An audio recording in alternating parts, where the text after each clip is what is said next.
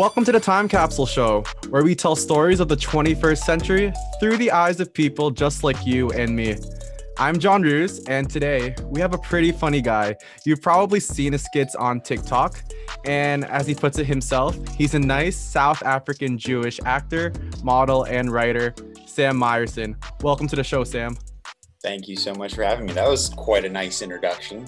Thank you. I tried. I gotta say, I think your Instagram bio is hilarious. I'm sure it sums up everything about you, but hey, tell us where you're from, what you do, and yeah, anything you want to share. I was born and raised in LA. My whole dad's side is from South Africa, actually, from Cape Town. So he moved over. Him and his brothers all kind of went in different areas. He moved over here when he was about 30. My mom's from here. So yeah, one of the rare few that was like born and raised in Hollywood, I guess. But never had any dreams or anticipation of going into acting until much later. I used to play semi-professional soccer. Really? Yeah, I went to college for soccer. I played up at Cal Poly San Luis Obispo. I played with LA Galaxy's younger team for a while, and then I injured my knee. I got tendonitis in my knee.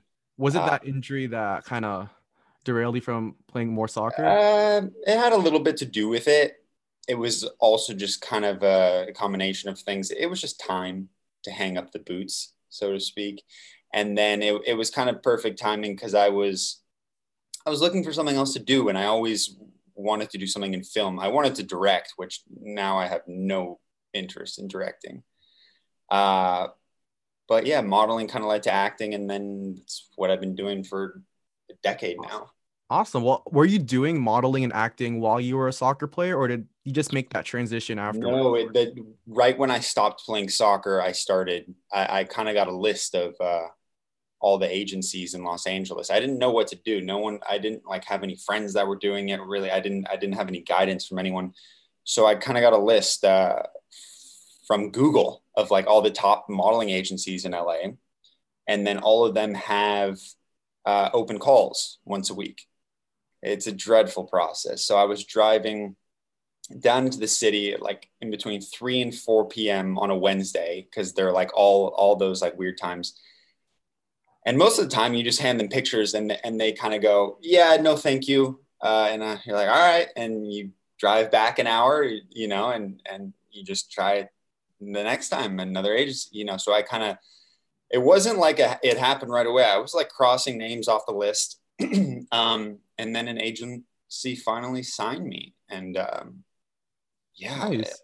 Well, after how many like agencies did you go through until that one agency signed you up? Honestly, probably about 8 or 9.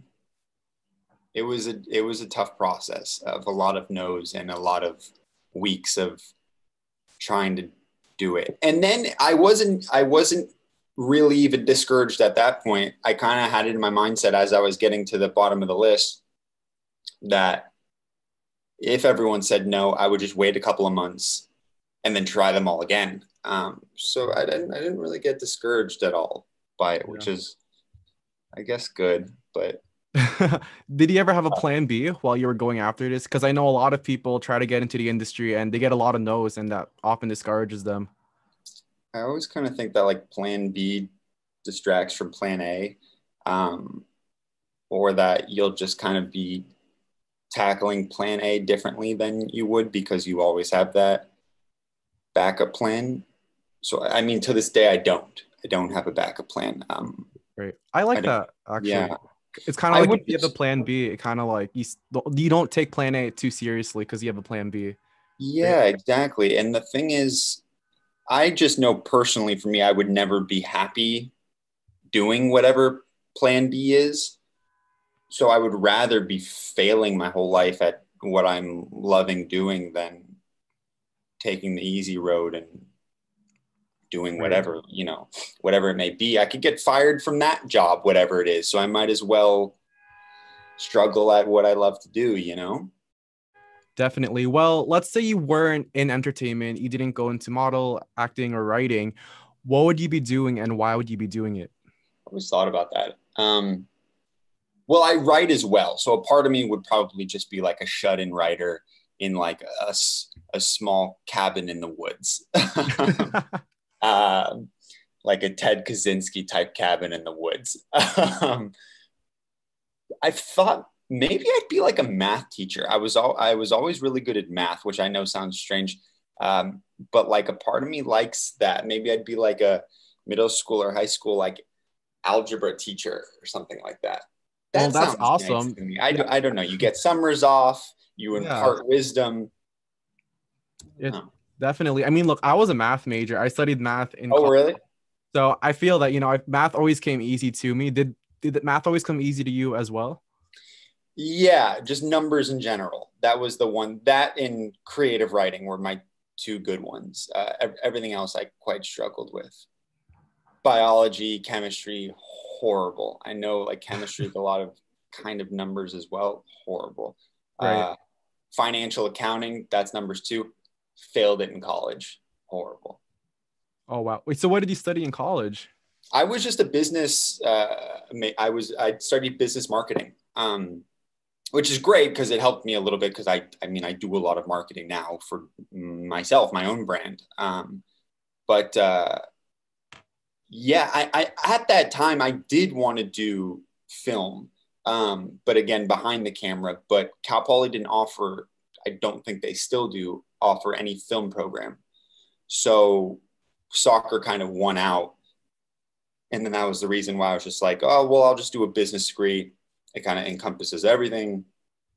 So Right. I was looking at other schools that did have a soccer program and a film program, but there's not many schools that fit the best of both worlds. There's Mhm. a lot of really good film programs, but they're Division 3 soccer or, Division 1 soccer, but it's just, yeah, Oh, got it. Well, yeah. when you played soccer, like, are there any skills or qualities from those days that you played soccer that you still like bring into your acting, into your writing? Yeah, that's a good question. I think it's just, I mean, work ethic, just for one. Especially college soccer, a lot of people don't realize how crazy demanding it is. I mean, you're training for so many hours every single day, and then, I mean, just that would be exhausting. But then you're going to a full day of classes after. It's genuinely a job that you're not getting paid for, which I've always found crazy. There's so much money in college football, but college soccer, I mean, guys are working just as hard. And yeah, there's just no, it's strange to me that there's no money in it Right. because I mean for college football more so because they're generating so much revenue. It's always been strange to me that those players For uh, sure. don't get paid. Um, but yeah, mainly work ethic, diligence. Yeah, but then you also kind of see. I mean, I've always been such fans of such like some of the, the huge soccer players overseas and stuff like that, and you've seen how they've branded themselves and stuff like that. Like David Beckham, for example. I mean, that guy, he's a soccer player, but he's just branded himself so well. So I've kind of taken a bit of, I don't know, cues from them of how to market yourself. Yourself. Right, right. Yeah. I was always jealous of the soccer players on my campus. I went to St. John's, so I kind Okay. of knew some of the players there, but they had like free protein smoothies, free protein bars, and I was so jealous of that because I I just don't know about that. We didn't have any of that free stuff. I mean, we had a really. good program. We had like good facilities and stuff, but I don't recall ever getting. I mean, we got free meals like on the road, like for before games and stuff like that. We didn't get any. That sounds nice. We didn't get any free protein smoothies, stuff like that. It sounds nice, right? Yeah. Well, Sam, now we're up to the part of the show that we like to call past, present, and future, where we'll be exploring three different periods of your life. So, how do you see yourself now, and how does that compare to the person you were 5 years ago? Oh man, I would definitely. I always think about that. That I would be my past self would always be very happy with where I am now. Obviously, my present self always wants to be further along in my career. And I don't know if that'll ever change. No matter where I am in my career, I'll always kind of want to strive for more. But there are a lot of days I have to realize that my younger self would be very happy of where I am now. Yeah. But future self, I still have a lot of grand expectations. Yeah.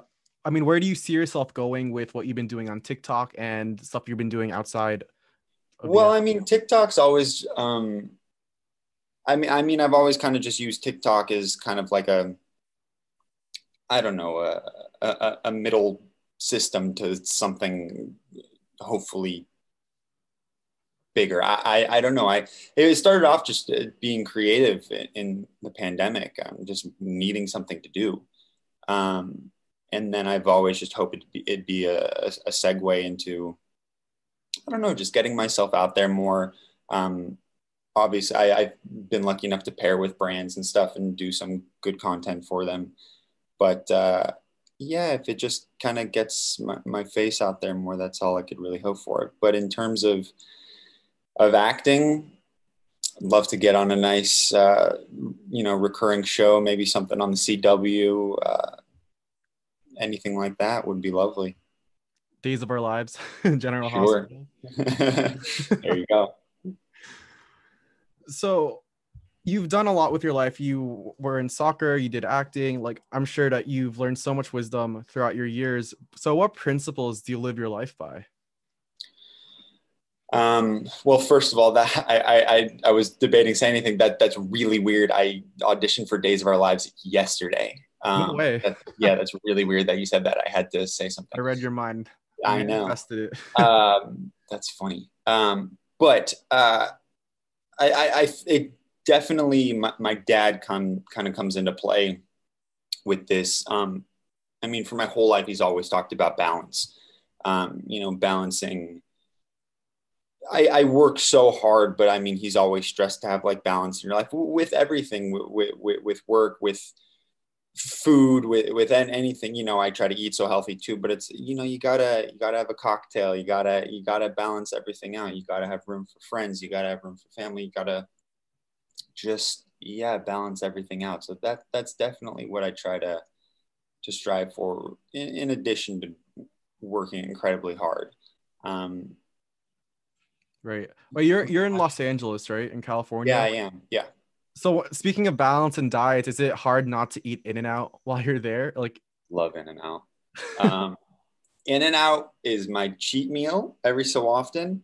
I try to do it about, I don't know, like every 2 weeks or something like that. yeah. But in the interim, I do eat very clean and healthy. In-N-Out is my weak spot. Question of the century: In-N-Out or Shake Shack? If you've had In-N-Out. Shake Shack before. I just did this debate recently.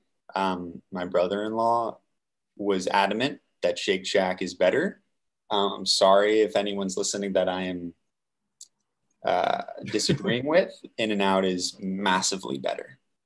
Yeah, I mean, I had In-N-Out once when I went to LA a few years ago, and it's, first of all, the price is so much better than Shake Shack, and I think you get more bang for your buck with In-N-Out. Just tastes better, in my opinion. Yeah. But I'm born and raised in LA, so maybe I'm biased. Yeah. I mean, I'm born here in New York, so maybe there's bias, maybe there isn't. Hey, but you've got White Castle out there. Yeah, I don't like White Castle though. No? Do you guys love that in LA? I've only been there once. I mean, I used to have the little the frozen sliders. Ones from the market when I was a kid. Oh, right. Yeah. I don't like that. those at all. Yeah, it's definitely different. So in your day-to-day lives, what are you grateful for? What are the things that, make you light up and be thankful for? Definitely family comes to mind first. I'm so thankful to have such a good support system with both my parents, my sister, and her husband. Everyone's just so supportive. I was lucky enough to be on TV the other night on this show on INSP, and I mean, my parents both wanted to sit down and watch it and are into it. I mean, it's even if projects are not the best, I guess I'll say, they're just so supportive in everything that I'm doing, and all the little things that I get modeling wise too. They're great. So that's definitely family. That's awesome. So you always had that support from them, even while you were as a soccer player in college. As a soccer player, definitely. At the beginning of acting, I have to say my mom was a little hesitant about me getting into the business, just strictly because she knows how difficult of an industry it is. And I think it was more so just like a mom being protective, you know? Yeah. But now after seeing, that I've been working and everything's growing, she's definitely a big supporter of mine now, which is really lovely. That's awesome. I mean, you said it's, a pretty challenging industry to get into. Did you have those apprehensions transferring over to the entertainment industry, or did you know like you could do it and you knew in the back of your mind? I don't know, maybe I'm just nuts, but like I just always kind of was like, nah, yeah, this is what I'm supposed to do. Yeah, I don't know. I think you have to be a little crazy to do this business. Yeah. Part of you, I guess. I don't know. So like how many auditions do you do weekly? It varies, but hopefully a small handful. It just depends. I mean, this year's been weird and wild, obviously. So it's kind of just gone like that, just based on, I mean, obviously there were no auditions a year ago, kind of in During this pandemic, industry. like the Yeah. hardcore pandemic times. Now it's starting to pick back up again, which is great. But yeah, I'd say as a small handful. There's also the modeling castings and stuff like that. So I try to stay pretty busy. Which one do you prefer, acting, modeling, or writing? If you could just like choose one. Acting one, and then modeling and writing are probably tied for second. I can't really choose one of those, but definitely acting at the forefront. How come? Just what I love. I love being in front of the camera. I love like creating a good scene, seeing it later, seeing it all come together, play through, just like having emotions with other people. I love it. I love it. I don't quite find modeling as challenging. And then writing is fun when it's done. But while you're doing it, you want to tear your hair out. Oh man. It's writing is rewarding after. Acting is rewarding during and Like after. in the moment. Yeah. Well, let's say you were acting in a movie, like who would be your like best friend sidekick in the Oh movie? man. If I could choose anyone, Yeah, like anyone across the whole globe. I think I'd want Jonah Hill to be my sidekick. I was thinking that too. I figured you were gonna say I something like that. 21 love Jump Jonah Street. Hill. Who else would be good? Maybe Josh Gad. That'd be another good one. Yeah, funny guys. Yeah, I love those funny guys. How, Yeah. how about a girl? Who would be your leading lady? Mm. Leading lady. Just like older women are popping into my head. Jennifer Aniston. I have like a Friends cup on me. Jennifer Connelly, Jessica Chastain. All the J's. I know. Jennifer Lawrence. I do like Jennifer Lawrence. But who's someone younger? Lily Collins. I like Oh, her. Yeah. awesome. Well, hopefully one day you can get to work with those amazing people and we can look Emma back at this Watson, interview. maybe. So, Sam, now we're up to a part of the show where we get our title from Time Capsule. So, if you were to leave something in a time capsule for people to dig up 100 years later, what would you put in there and why? I guess it would probably be some sort of like instructional book of like how to, this is going to sound lame, but like instructional book of how to like treat people, maybe. I don't know. I just feel like we're going in such a crazy direction that like something gets like dug up in like years and years and years that like, I don't know, maybe just like a manual of like how things should be in a good way. and then people can be like, oh man, we're really off right now. You know? Something like that, something that would actually be good for humanity. I don't know. Like I just see us principles to going in live a your bad life direction, by. and maybe a little book that tells people, oh, we should make some changes. Because I don't know. I can't really think of anything physical that we really need. I think that would be my best answer, would be something that would actually benefit humanity, something like that. Would you write it yourself? Oh man, I don't know if I should be entrusted with that. Yes, I would. What would be like the first thing that you would write that you think that everyone could probably learn from to make the world a better um, place? Something along the lines of uh, like everyone's a human. Uh, Something along the lines of that. No one's different. We're all the same. I think we're getting further away from that, unfortunately. Um, Definitely. yeah, we're all Yeah. just skin and bones. Yeah. I feel like the world is getting to such a divisive place, and Mm. we're forgetting how, connected we all really are. Yeah, that would probably be number one, because I think in a few whatever thousand years, people would be like, oh shit, you know, we're all the same. You know, we've gotten so far away from that. Hopefully not. Hopefully it turns back around, but Right. we'll see. So, Sim, is there anything else you'd like to say to add? Like, where can people follow you on TikTok, Instagram, social Uh, media? Hopefully follow me on TikTok and Instagram. My username is at Sam Myerson, SAMMYERSON. A lot of people think it's Sammy Erson. It's not. You know what's Uh, so funny? Me and my brother were talking about that just before this interview, and we thought the same exact thing. Same. oh my God, it's funny. I get a laugh out of it that to this day, a lot of people are like, your name's not Sammy. It's like, no, you can call me that if you'd like. I don't really like it. It's Sam Myerson, both Instagram and TikTok.